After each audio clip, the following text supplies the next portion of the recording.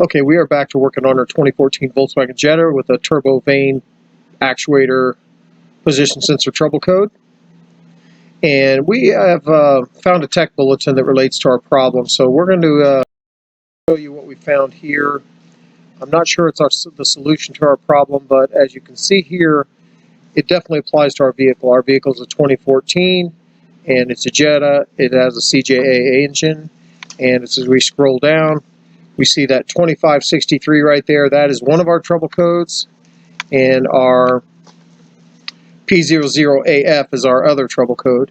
But the thing I'm seeing here is they're basically showing almost any boost-related trouble code. Right here is P0299, which is low boost, and that just doesn't apply to our circumstance in this. But as we read through this bulletin, we see the first thing it says is vacuum hose kinked or twisted. It says a whole bunch of other stuff, but as we scroll down, it shows some pictures of vacuum hoses, like the vacuum hose left off the reservoir right there, or the vacuum hose kinked in this picture, and there's another picture of a kinked vacuum hose here. So we definitely need to make some checks on the vacuum system, although I've given it a good look over. I'm pretty sure we don't have any kinked hoses, but we'll make a more thorough investigation of the vacuum system. Also down here, it mentions things like the turbo vane stop being missing on the turbo. There are the nuts missing in that picture, and in this next picture, the whole vane stop is missing altogether there. And then as we scroll down, they mention the clock of the turbo. If the turbo isn't clocked properly, that it might the vanes might not be able to move all the way one direction or the other direction. So it's definitely not a bulletin that says if you have this vane position type trouble code that you would do this specific repair and that would fix it.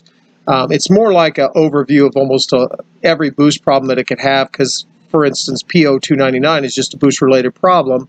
And as we scroll down here on the bulletin, we see that they're showing things like a cracked boost pipe right here. No, not a crack pipe, a cracked boost pipe. Okay, so here they're showing a boost tube that's got a ripped seal on it. So those are just boost leaks. So I don't think this bulletin is going to directly find us a fix, but we will go over and make some checks on the vacuum system. So here's what I think about the vacuum system. We kind of saw it working. You know, when we did the basic settings test, it showed the sensor moving from 3.5 volts down to 0.7 volts. And so you have to have vacuum to do that. Now, if there's a little vacuum leak or vacuum fluctuates or something like that, maybe that would explain our problem. But really, it seems like it's not a vacuum problem in this circumstance. But what else can it be that's triggering the trouble code, yet the vacuum system is working? So I'm kind of at a loss on it at this point. Let's get back to the car and we'll make some vacuum checks. What I'm trying to do right now is get a feel for when the car actually triggers the trouble code. I'm inside the car, obviously. I have VADCOM running. I'm looking at the dash.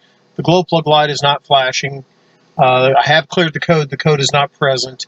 And what I'm looking at here is the voltage coming from that sensor. It says 1.4 right now.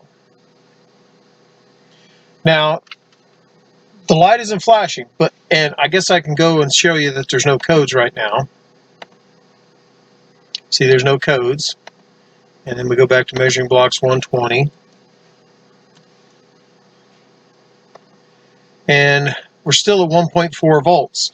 So that means the position of the sensor is relative to 1.4 volts, whereas you saw earlier 0.7 was one end of the range of motion and 3.5 was the other end of the range of motion. So I've noticed a couple times that when I actually put it in gear is when the trouble code triggers and the glow plug light starts flashing. Some things are happening when you put it in gear, like the motor moves a little bit, and so you have the potential for wires to chafe and ground out or to short to each other. You also have the potential for vacuum hoses moving around and things like that. So I'm wondering if that has something to it, but I just don't know at this point. So I'm going to try and reproduce the issue. I'm going to put it in gear and see if this voltage here on this 1.4 volts changes. Move this down a little bit. See if that 1.4 volts changes any. So I'll take it out of gear now. I have to move the computer a little bit here. There's stepping on the brake and put it in gear. And the code did not reoccur. I'm going to back up a foot or so. Ooh, the brakes are awful hard just then. Okay, the light just started flashing. I wasn't paying attention to the voltage over here, but obviously it went to 3.4. I think that means that it's not controlling it. The actuator shuts off vacuum, and so it goes to 3.4 because it has no vacuum to it. Okay, I went back in and cleared codes. I'm now looking at the voltage on the actuator again, on the sensor, and I'll start the car.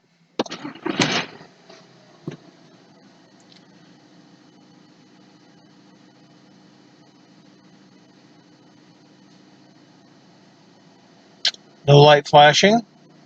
Voltage going down. I think that means that our actuator, our solenoid, is controlling voltage to the actuator. So we end up at about 1.7. So I'll put it in reverse again. Wait a second, did you see that? When I'm stepped on the brake, the voltage changed. Our light is not flashing. Voltage is fluctuating quite a bit right there. Okay, our light started flashing just now. So our voltage was fluctuating, and then the light started flashing. So maybe that fluctuation in voltage is the problem. So could our sensor wire be shorting to some voltage?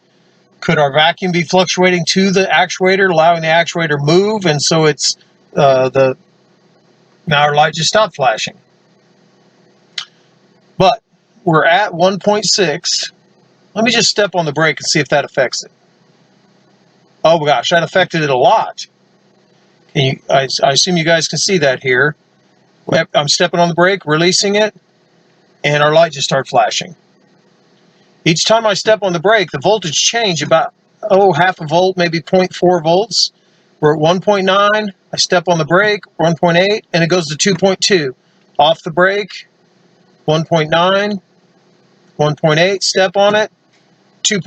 Okay, we kind of have to logic out why this might be happening. At first I thought it was when I was moving the shifter, but you have to step on the brake in order to move the shifter.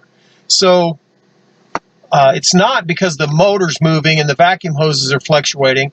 It's because I'm stepping on the brake. Now, what effect does that have on the turbo vane actuator? Normally I would say none, and especially since I ran that basic settings test, and the basic settings test worked. It went all the way from 0.7 volts up to 3.5 volts. But my foot wasn't on the brake at the time, at least I don't think it was. So, but how does that the brake affect the vane position sensor? Because the vacuum controls are supplied by vacuum from the same vacuum pump that provides the brake booster vacuum pump. So maybe our brake booster has a problem, or maybe our vacuum line to it has a problem, and it's losing vacuum there, so the source vacuum for the N75 is dropping. That would be an excellent explanation for this. I hope that turns out to be the case, because if it was a cracked vacuum line, that would certainly save this customer a whole bunch of money than buying a turbo vane actuator. So we have 1.7 volts here right now. I'm going to step on it again. It just goes to 2.2. Release it. 1.9. Step on it. 2.2. That has to be relating to our problem. Let's go take a closer look.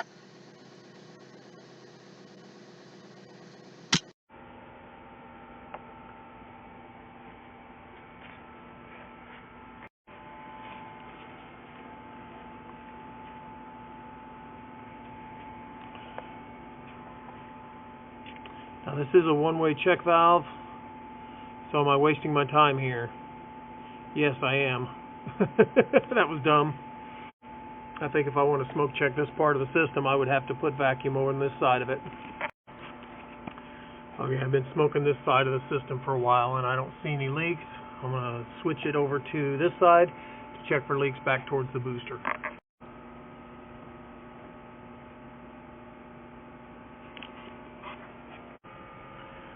And almost right off the bat, I'm getting a whole lot of smoke coming from back by the booster.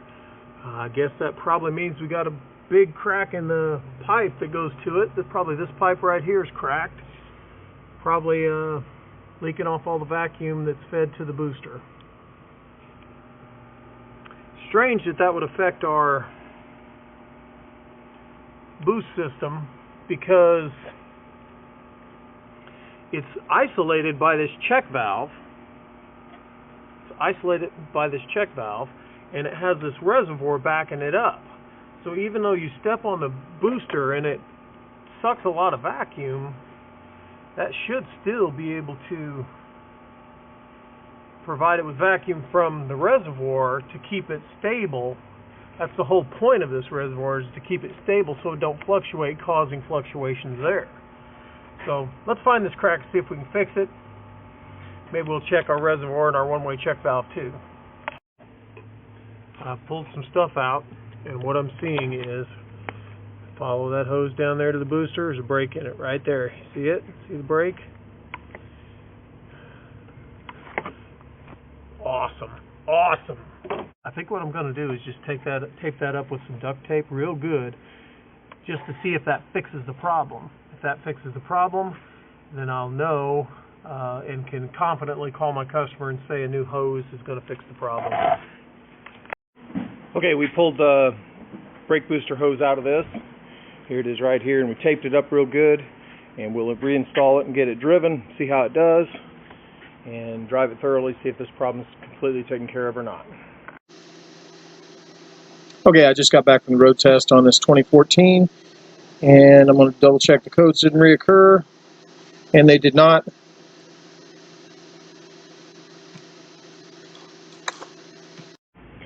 Here's our new part, and there's the part number right there in case you need to know, and we'll get this installed.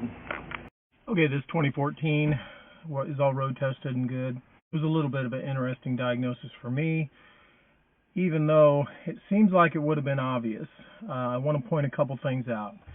The hose, when I showed it in the video, was very broken, but it was just cracked until I stuck my hand down in there and started wiggling it around. There was an instance where I moved the shifter into reverse, and just to see if the code would trigger when I moved the shifter, and the car started moving backwards, and I stepped on the brake and I had a hard pedal. There was that instance, and I think I caught it on video, and I almost hit the garage door actually, but there was one instance on the road where it did that also. But it wasn't like the brake pedal was hard all the time, and there was this huge vacuum leak making the booster not work. I drove this car thoroughly, and those were only two instances where I had a hard pedal. It had to have been leaking just a little bit. Now, when I moved the shifter and when I stepped on the brake, it was opening that crack up, and that was causing a big leak, which was affecting the position of the turbo actuator because the N75 supply vacuum was weakened. Now, I also think that this needs a one-way check valve, but it did correct the problem without replacing that. I have one on the shelf. I think I'm going to put it in there. If you like this video or learned anything from it, click the like button. And if you want to contribute to the continued production of these videos, find the donate icon on my website at www.kansascitytdi.com. And please do me a favor, don't call me for tech help. Post your questions in the comments down below. And if you want to watch some more of my videos, there's one right there and one right there. And don't forget to subscribe.